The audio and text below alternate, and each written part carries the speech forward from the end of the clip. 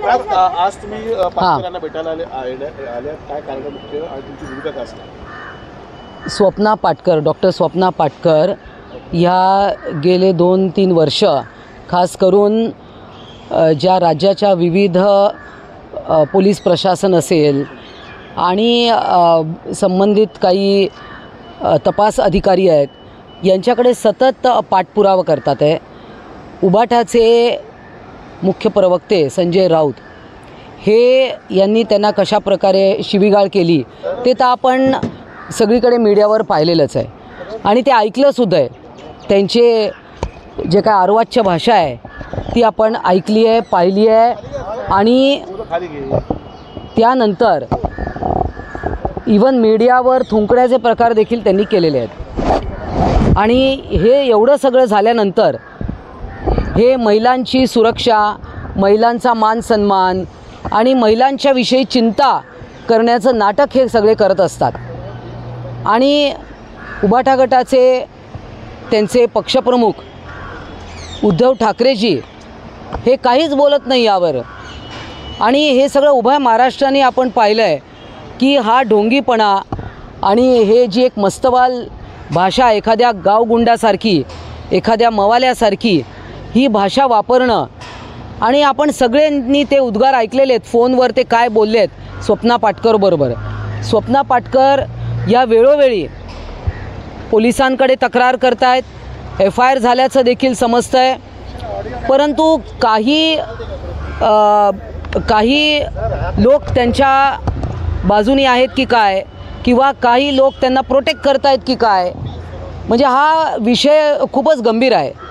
आणि इतकं गंभीर परिस्थिती असताना एखादी महिला आज तिला भीती वाटते की कदाचित तिच्यावर बलात्कार होईल किंवा कदाचित तिला जीवे मारण्यात येईल, इथपर्यंत परिस्थिती ही पोचली आहे. आणि हे स्वतः मी सांगत नाही आहे, त्या स्वतः त्यांनी आज EDला पत्र लिहिलेलं आहे आणि हे सगळं पत्रामध्ये त्यांनी नमूद केलेलं आहे.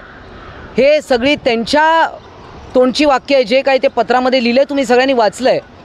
आणि असं असताना एखाद्या महिलेच्या मागे उभं राहणं ही आमची जबाबदारी आहे.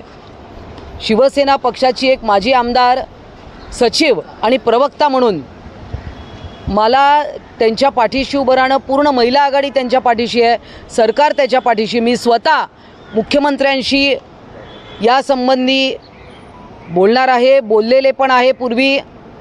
आणि नंतर मुंबईचे पोलीस कमिशनर यांची देखील मी भेट घेणार आहे, यांना देखील मी बोलणार आहे. आणि त्यांना आम्ही निवेदन देऊ स्वप्ना पाटकर यांच्या वतीने की हा सगळा प्रकार नेमका काय आहे.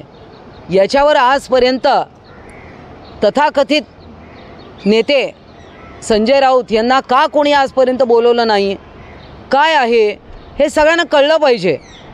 आणि एखाद्या व्यक्तीकडून असे धमकीवजा फोन येणं, हे सगळं येणं हे अत्यंत गंभीर आहे महाराष्ट्राशी. आणि हे ग्रहस्थ रोज सकाळी उठून चॅनलवर तुमच्यासमोर येतात, बरळतात, शिवीगाळ करतात, थुंकण्याचे प्रकार करतात आणि तरी पण समाजात नेते म्हणून मिरवत आहेत. त्यामुळे हा प्रकार जो आहे हा नक्की याच्यावर आळा बसला पाहिजे. त्या महिलेचा जीव हा सर्वांसाठी, एक ती महाराष्ट्रातली आमची भगिनी आहे, मग ती कोणी असो,